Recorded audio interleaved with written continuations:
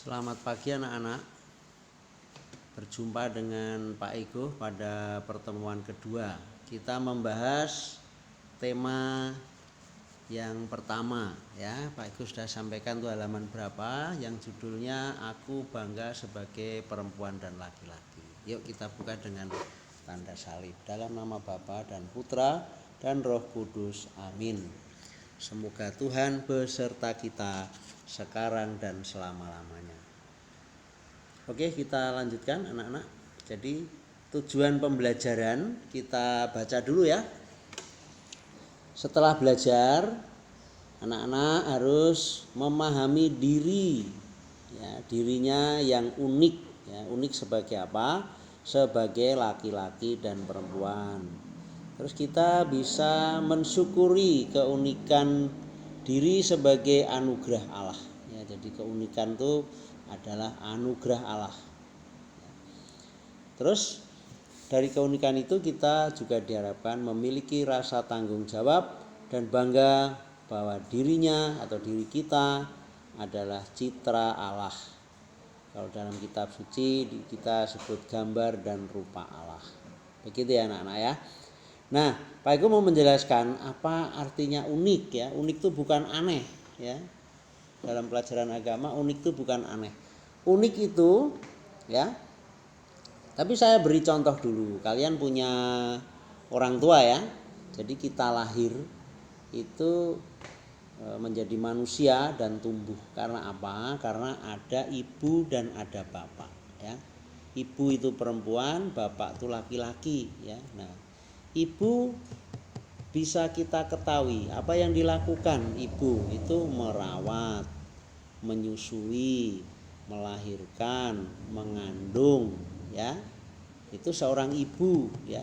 Ada bapak bisa merawat tapi menyusui tidak bisa, melahirkan, mengandung tidak bisa ya. Itu hanya perempuan yang bisa. Nah, bapak juga punya peran masing-masing ya, peran tersendiri sebagai laki-laki ya. Nah, apa misalnya mencari nafkah, membangun rumah, menikahi ibu, mencintai ibu, ada banyak sekali ya. Memang ada ibu bisa mencari nafkah, tapi ada peran seorang laki-laki atau bapak yang tidak bisa tergantikan ya. Jadi laki-laki dan perempuan itu adalah unik ya, tidak bisa digantikan. Coba misalnya seorang bapak, aku kasihan istriku, aku yang melahirkan saja lah. Gimana melahirkan kan bapak nggak bisa mengandung ya.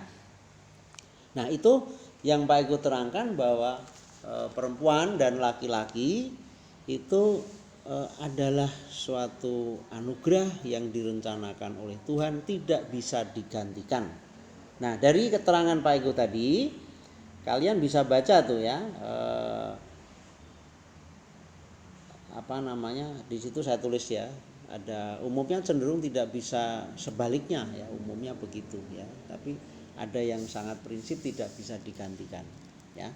Nah, makanya Pak Ego mencatatkan apa sih artinya unik. Nah, itu di situ ya. Unik itu ada Pak Ego sampaikan itu ya, lain dari yang lain ya.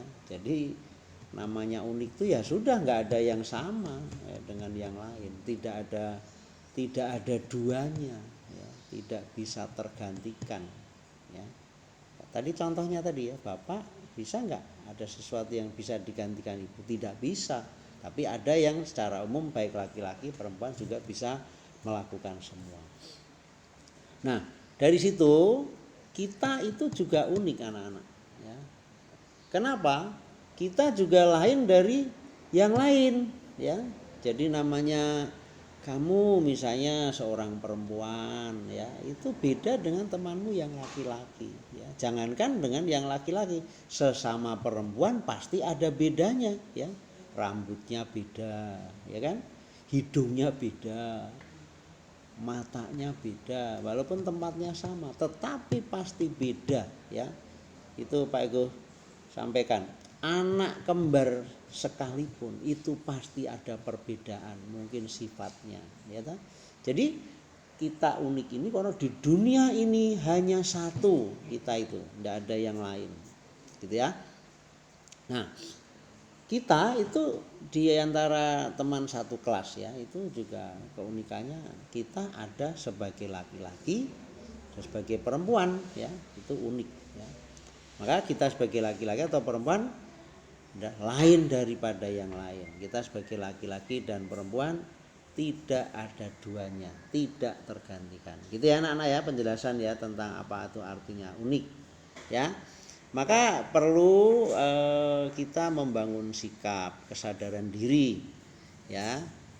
Keberadaan kita tadi dikatakan anugerah Allah. Jadi adanya kita itu sungguh sangat bermakna, direncanakan sendiri oleh Tuhan. Maka tidak ada di antara kita nanti habis belajar agama sudah paham, anaknya minder ya. Saya minder, saya merasa lebih rendah dari yang lain. Itu tidak boleh ya. Ya, rendah diri. Kalau rendah hati boleh anak-anak, tapi jangan rendah diri. Ya, karena apa? Keberadaan kita, misalnya kita hitam atau pendek atau bulat atau tinggi, itu adalah keunikan.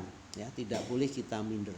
Tapi sebaliknya kita tidak boleh merasa lebih dari yang lain. Ya, kita merasa sombong. Ya, ada yang perempuan merasa cantik sendiri di satu kampung. Ini nggak boleh. Itu bukan hasil upaya kita menjadi orang cantik, menjadi orang ganteng. Itu bukan upaya kita. Itu adalah sudah dianugerahkan oleh Tuhan seperti adanya. Nah, oke, itu aja ya. Jadi sikap-sikap tadi penting ya, tidak boleh minder, tidak boleh rendah diri, ya, tidak boleh sombong. Kalau rendah hati boleh. Rendah hati itu apa? Kita bersikap menghargai ya orang lain ya, gitu. Kemudian Pak Ego mau menerangkan lagi ya. Kita melihat dalam kehidupan ya. Ada di masyarakat itu kadang-kadang pandangannya ya bagus, tapi juga perlu dikritisi, perlu dicermati, perlu kalau Pak Ego bahasanya sih dianalisis. Tidak semua bagus ya, tapi memang tidak bisa diabaikan begitu saja. Nah, masyarakat itu sering ya melihat perbedaan itu sebagai suatu perendahan atau suatu kesombongan ya. Misalnya ya, anak laki-laki dan perempuan itu dulu ada satu yang direndahkan martabatnya ya. Kalau Pak Edo boleh cerita, yaitu dulu zaman sebelum Ibu Kartini itu perempuan dianggap lebih rendah ya. Itu ya, sekarang kan sudah ada emansipasi. Kemudian ada orang tua juga kadang-kadang salah mengajari, misalnya anak laki-laki kok nangis ya. Loh, memang kalau anak laki-laki nggak boleh nangis. Pak Ego aja dulu kalau nangis seru ya kan. Nangis itu bukan soal laki-laki atau perempuan ya, gitu ya. Jadi masyarakat masih sering menganggap rendah ya. Ada lagi dulu kalau perempuan itu sudah di rumah saja karena nggak bisa melebihi laki-laki. Padahal sekarang ada yang perempuan itu jauh lebih hebat ya. Pak Ego jadi guru misalnya, gajinya berapa, cuman 5 juta. Pak Ego kenal seorang perempuan, mencari uangnya bisa miliar ya. Itu Pak Ego walaupun laki-laki ternyata dalam satu hal dengan perempuan ya itu bisa saja lebih rendah. Tapi setiap orang serendah apapun masih punya kelebihan yang dimiliki yang tidak dimiliki oleh orang lain. Maka dalam pelajaran agama kita mau mencoba memperhatikan apa yang diajarkan kitab suci. Dan nanti di buku kalian kan ada kitab Kejadian 1 ayat 26 sampai 20 sampai 31. Nanti boleh dibaca tuh halaman 19. Kemudian Kejadian 2 ayat 15 sampai 25 itu nanti bisa dibaca di halaman 20 sampai 21. Pak Ego karena ini masih BDR ya dan si pengajarannya tidak tatap muka, Pak Ego beri catatan singkat saja ya. Kitab suci mengajarkan manusia laki-laki dan perempuan itu bukan berbeda martabatnya. Walaupun berbeda, tetapi perbedaan itu menunjukkan martabat yang sama, sederajat, tidak boleh direndahkan, tidak boleh ditinggikan. Ya, nanti maka ada di sana diceritakan adalah perempuan itu diciptakan dari tulang rusuk. Ya, maka ketika ketemu ya laki-laki dan perempuan itu diceritakan ya ketemu perempuan, Adam bilang begini, inilah tulang dari tulangku, inilah daging dari dagingku. Jadi dia tidak melihat sesuatu itu orang lain ya, tapi perempuan itu adalah bagian dari dirinya, bukan direndahkan ya. Bahkan disebut penolong ya, yang melengkapi, menyempurnakan ya. Kalau di dunia itu hanya laki-laki aja tidak lengkap, tidak sempurna ya. Maka dan lebih-lebih nanti bisa diperdalam lagi di kelas 5 ya. Manusia dalam catatan kitab suci disebut gambar dan rupa Allah ya. Manusia adalah cermin Allah, manusia adalah citra Allah. Begitu ya anak-anak ya. Jadi intinya mau dipesankan kepada kalian itu tidak boleh merasa rendah diri sebagai laki-laki atau perempuan. Oke anak-anak, begitu aja ya. Maka sikap yang perlu dibangun adalah kita bersyukur ya. Kalian nanti bisa berdoa sambil merefleksikan, merenungkan ya, bersyukur baik kalian itu jadi anak laki-laki dan perempuan ya. Nah, kemudian kalian juga laki-laki itu tidak asal sebegitunya aja kalian menjadi bapak atau seorang laki-laki dewasa yang hebat, itu tidak berjalan sendiri, tapi kita harus membina diri ya, kebajikan secara fisik juga ya, itu perlu dibina supaya kita tumbuh menjadi laki-laki yang dikehendaki Allah. Kalau kita menjadi perempuan ya perempuan yang baik ya, yang dikehendaki Allah. Begitu aja anak ya, anak-anak keterangan Pak Eko. Nah sebagai tugas ya, di samping kalian boleh latihan di buku ya, itu nanti boleh dipindahkan di buku, kemudian ditulis pakai pensil supaya bukunya itu tidak cepat rusak ya. Nah tugasnya di pertemuan kedua yang Pak Eko sampaikan singkat saja ya, tapi di buku diberi diberi nama, diberi jenis kelamin ya, nanti sehingga Pak Eko bisa bisa melihat ya tugas laki-laki dan perempuan itu beda ya untuk tema ini.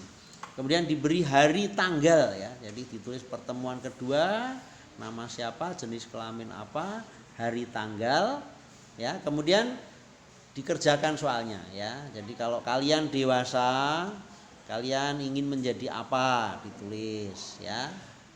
Tapi tidak hanya cita-cita, tidak hanya keinginan, supaya kalian nanti bisa mencapai cita-cita dari kelas 4 ini, bahkan dari kelas yang lebih kecil dulu ya, supaya tercapai cita-cita apa yang ingin kalian lakukan. Gampang tuh tugasnya anak-anak ya, menuliskan cita-citanya, kemudian kamu merancang kalau supaya cita-cita saya bisa tercapai apa ya yang saya lakukan. Nah gitu aja ya, begitu anak-anak ya. Terima kasih. Di samping tugas-tugas yang di buku tadi boleh juga ditulis ya, tapi Pak Eko pesan itu jangan dikumpulkan dulu ya. Kenapa? HP Pak Eko itu kalau ada banyak gambar, banyak chattingan yang masuk, masih belum bisa mengelola ruang ya, jadi malah tidak bisa terbuka ya. Jadi untuk minggu ini tugasnya jangan dilaporkan dulu ya, tetapi ditulis, nanti ada hari tanggalnya, itulah Pak Eko akan melihat berdasarkan itu. Begitu anak-anak ya. Ini karena BDR dengan pembelajaran yang mungkin masih masa pergantian, maka Pak Eko tidak mengajar panjang lebar begitu dulu ya. Yang penting ini kita lakukan minimal ada kegiatan kontak dengan Pak Eko. Tapi nanti kita sambil berdoa ya, mudah-mudahan masa Covid ini, pandemi ini bisa berlalu dan kita nanti bisa belajar dengan tatap muka. Oke, begitu aja. Terima kasih anak-anak. Selamat belajar. Salam untuk orang tua. Semoga kita bisa melanjutkan pembelajaran dengan tema-tema yang lain. Untuk mengakhiri, mari kita hening. kita mohon berkat Tuhan. Dalam nama Bapa dan Putra dan Roh Kudus, amin. Semoga kita sekalian, ya, anak-anak dan juga keluarga senantiasa dibimbing oleh berkat Allah yang Maha Kuasa. Dalam nama Bapa dan Putra dan Roh Kudus, amin.